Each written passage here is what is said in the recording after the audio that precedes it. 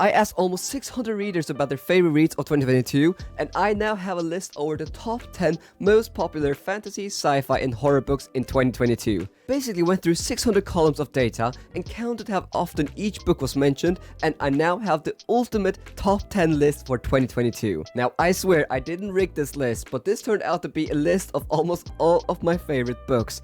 Yes, I have read all the books on this list and I have loved all of them, so that probably just goes to show that most of my viewers have very similar taste in books as I do. Also, I've already done a part 1 highlighting the most popular authors of 2022, and this video will highlight the most popular books. Alright, let's get into it. First up, at spot number 10 with a total of 6 mentions, we have 4 books. Firstly, we have 2 books from the First Law trilogy, The Blade Itself and The Last Argument of Kings. Now, I have read both of these books and I've enjoyed them immensely, but I will say that The Heroes and The Age of Madness trilogy are still my favorite books in the First Law universe. But it is so great to see that people are still reading and loving the legendary Grimdark trilogy, First Law by Joe Abercrombie. The third book on the 10th spot might be a big surprise, which is Malice by John Gwynne. Now, I love this book and I've loved everything John Gwynne has published, but I definitely think that Malice is one of Gwynne's weakest books. I am confident that most readers would say that both Valor and Ruin in The Faithful and the Fallen are better books than Malice,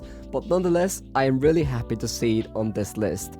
Now, the fourth and last book on the 10th spot is a book that is very dear to my heart, and a big reason I got into fantasy, and it is a perfect book to recommend to readers who want to get into fantasy, and that is The Final Empire, Book 1 in the Mistborn trilogy. Now, it's been 16 years since the release of this iconic book, so I'll not make any complaints about this ranking. I am ever so pleased that this book is ranked in the top 10 for people's favorite read of the year. Now, moving on to spot number 9, we have a staggering 7 books with a total of 7 mentions. Yes, 7 books are on the 9th spot, so I'll go quickly through all of them. Firstly, we have 2 books by the legendary Brandon Sanderson, and those are The Hero of Ages and The Lost Metal. Yes, we've already had 3 Mistborn books in this ranking, which just goes to show how popular this series is. Now, I read both of these, and I can definitely understand why people have ranked these as their favorite books of the year. Both books are brilliant conclusions to Era 1 and Era 2, and it'll be really exciting now to see how Era 3 in the Mistborn series will pan out. Then also on spot number 9, we have 2 more books by John Gwynne. Yes, John Gwynne and Brandon Sanderson are very much dominating this list so far. And those 2 books are Wrath, the 4th book in the Faithful and the Fallen series, and The Shadow of the Gods, the 1st book in the Bloodsworn saga. Both of these books are fantastic. Now, you can't really go wrong with either The Faithful and the Fallen or the Bloodsworn saga, but I will still argue that the Bloodsworn saga is Gwynne's strongest writing to date. It is just phenomenal. Now, moving on, we still have 3 more books on spot number 8. Firstly, we have the first self-published book, which is no other than Of Darkness and Light by Ryan Cahill, book 2 in the Bound and the Broken series. If you watched many of my videos, then you will have heard me talk about this series quite often. This series is taking the self-publishing community by storm, and for good reason. It is a fantastic fantasy series that just gets better and better, and Of Darkness and Light is an absolutely epic and immersive fantasy book. Now, I'll actually be chatting with Ryan Cahill for my January author Patreon interview, so if you're interested, then check out the link in the description down below. Also, on spot number 9, we have The Poppy War by R.F. Kuang, also one of my favorite books. This Asian-inspired fantasy book has great characters, high stakes, and has a great underdog in Rin, which I'm always a huge sucker for. Now, I still think that The Poppy War is my favorite book in this trilogy, but overall, I really enjoyed all 3 books in this series, and I definitely understand why people love it. The last book on spot number 9 is Empire of the Vampire by J. Kristoff. Now, I previously said that I feel like Kristoff made vampires scary again with this novel, and I still stand by that. You won't find glittering vampires and love triangles in this book. Empire of the Vampire is a gritty, sarcastic, and bloody book with vampires at its core.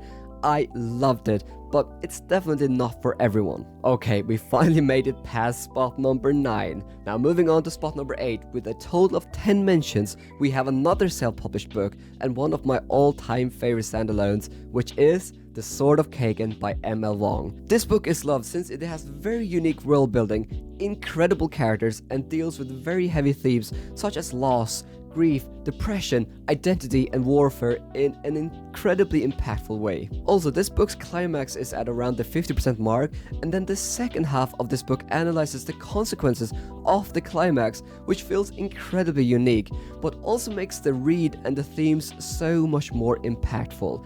I love this book and I would definitely recommend it. On spot number 7, with a total of 9 mentions, we have the first book in one of my favorite series, Jade City by Fonda Lee. Now, hear me out. This book is fantastic, but Jade War and Jade Legacy are even better. If you're looking for a Godfather-esque story with incredible characters, high stakes, and politics, pick up this series.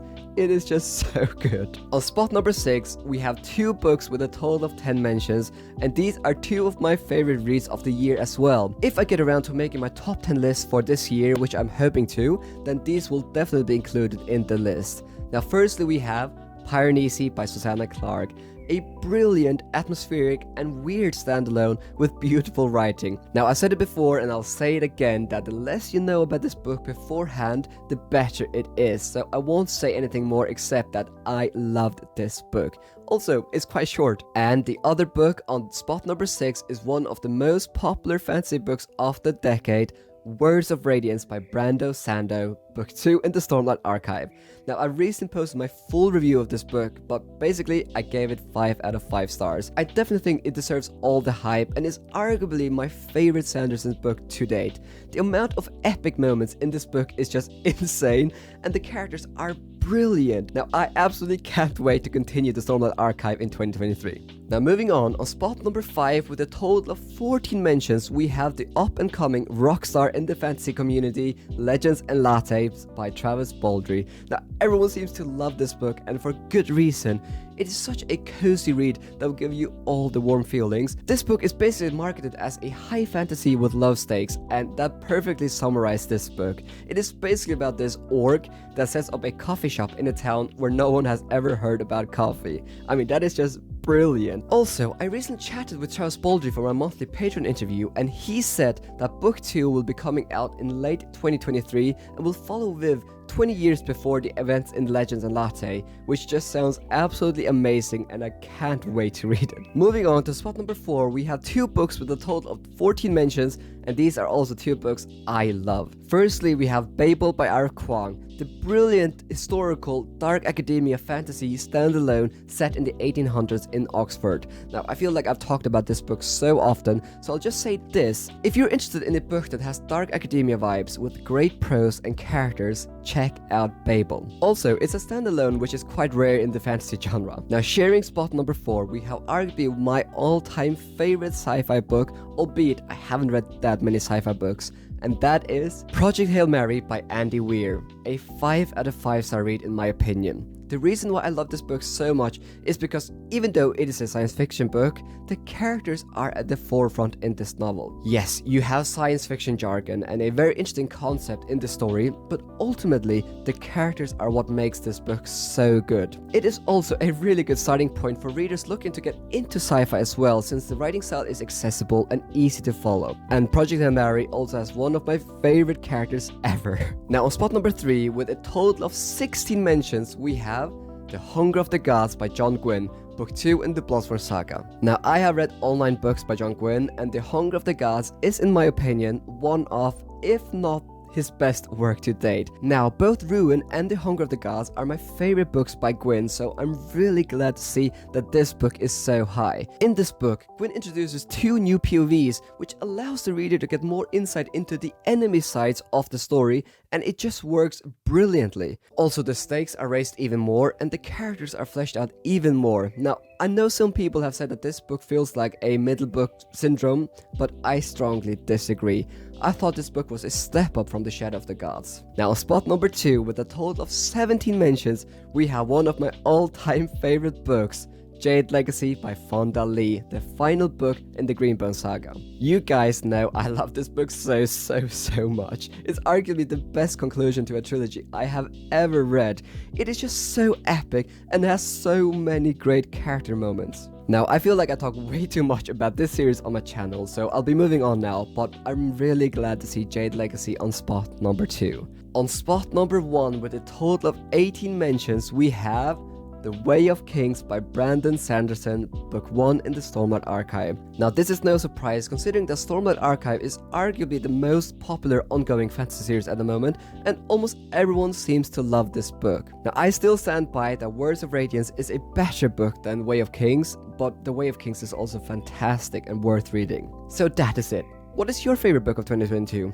Thank you so much for watching, and a special thanks to my Patreons and those who filled out the form that made this video a reality. I really appreciate it.